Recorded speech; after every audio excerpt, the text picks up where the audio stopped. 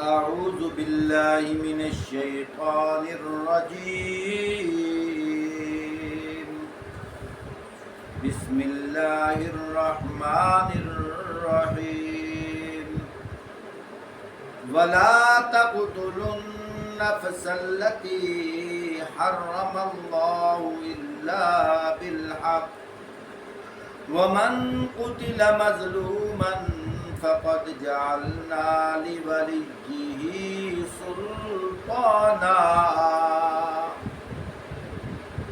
سلطانا فلا يسرف في القتل إنه كان منصورا. فرمایا قتل نفس کا ارتکاب نہ کرو جسے اللہ نے حرام کیا ہے مگر حق کے ساتھ، اور جو شخص مظلومانہ طریقے سے قتل کیا گیا اس کے ولی کو ہم نے بدلہ لینے کے مطالبے کا حق عطا کیا ہے، پس چاہیے کہ وہ قتل میں حد سے نہ گزرے، اس کی مدد کی جائے گی. وَلَا تَقْرَبُوا مَالَ الْيَتِيمِ إِلَّا بِالَّتِي هِيَ أَحْسَنُ حَتَّى يَبْلُغَ أَشُدَّهُ وَأَوْفُوا بِالْعَهْدِ إِنَّ الْعَهْدَ كَانَ مَسْئُولًا. فرمایا مال یتیم کے پاس نہ بھٹکو مگر احسن طریقے سے، یہاں تک کہ وہ اپنے شباب کو پہنچ جائے. فرمایا وعدے کی پابندی کرو، بے شک عہد کے بارے میں تم کو جواب دہی کرنی ہوگی. محترم ساتھیوں، یہاں اللہ رب العزت حقوق العباد کے مسائل بیان فرما رہے ہیں. فرمایا بغیر جرم کے کسی کو قتل نہ کرو. ایک جگہ ارشاد آتا ہے من احیاها فکأنما احیا الناس جمیعا. جس نے ایک شخص کی جان بچائی اس نے گویا کہ تمام لوگوں کی جان بچائی.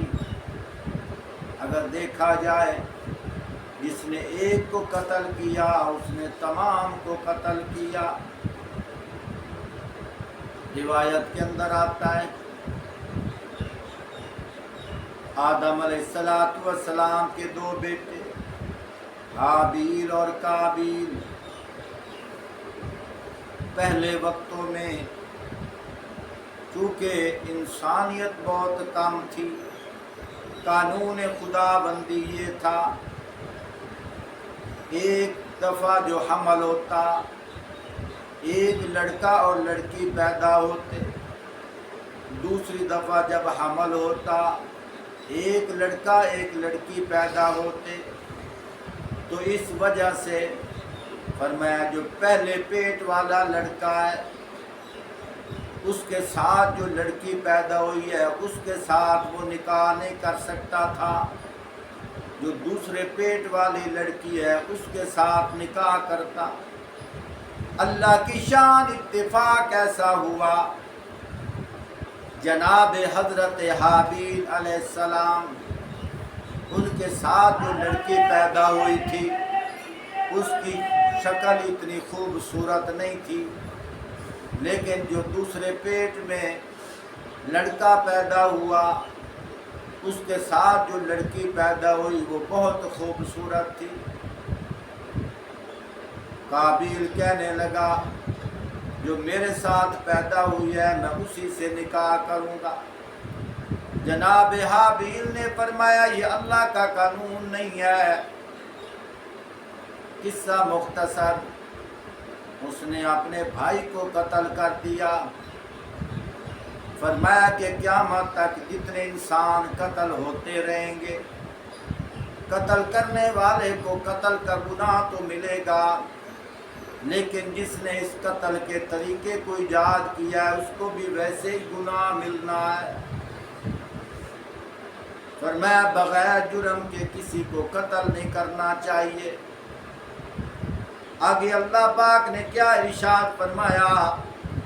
فرمایا جو قتل کا مشورہ بھی دیتا ہے، قتل کے بارے میں ایک جملہ بھی کہتا ہے، فرمایا وہ بھی برابر کا گناہگار ہے۔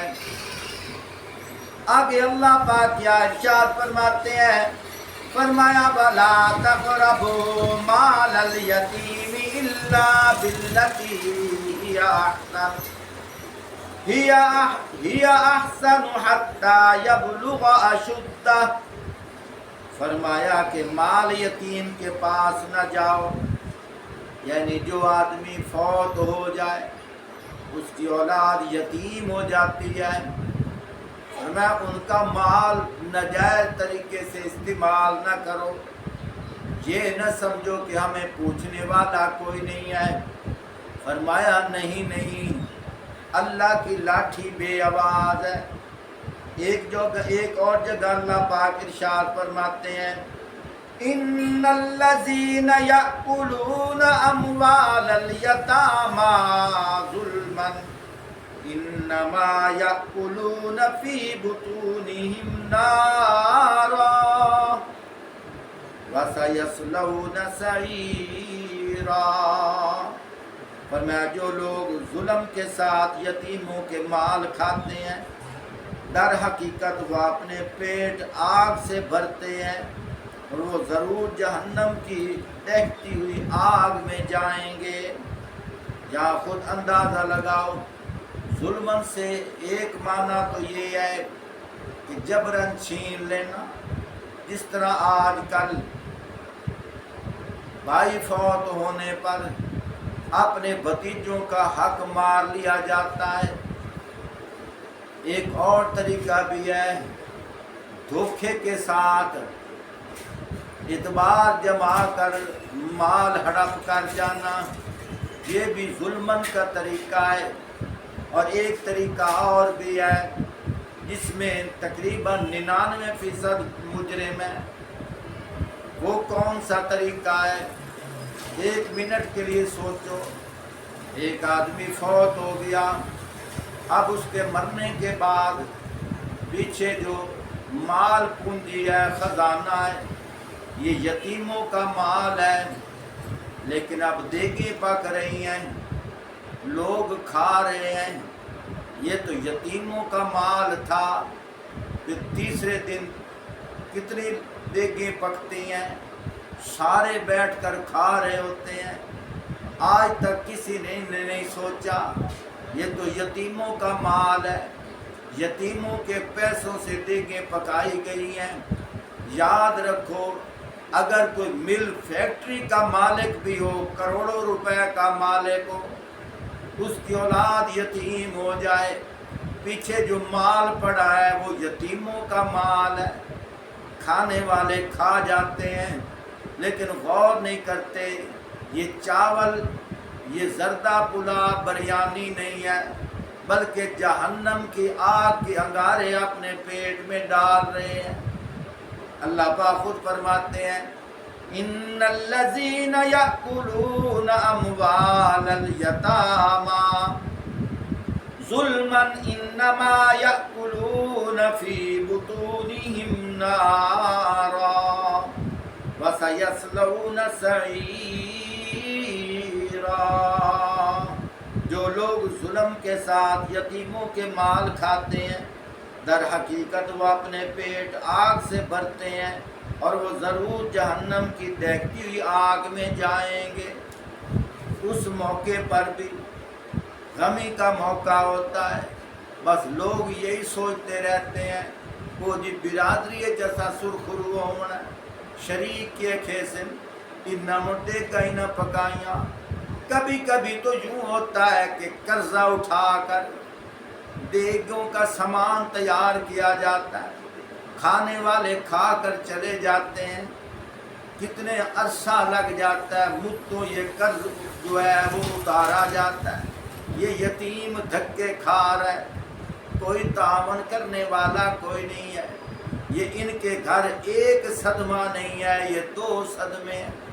ایک والد دنیا سے چلا گیا، دوسرا مالی لحاظ سے تنگ دست ہو گئے، اندر بیوہ عورت بیٹھی ہے، وہ اپنی جگہ پریشان ہے۔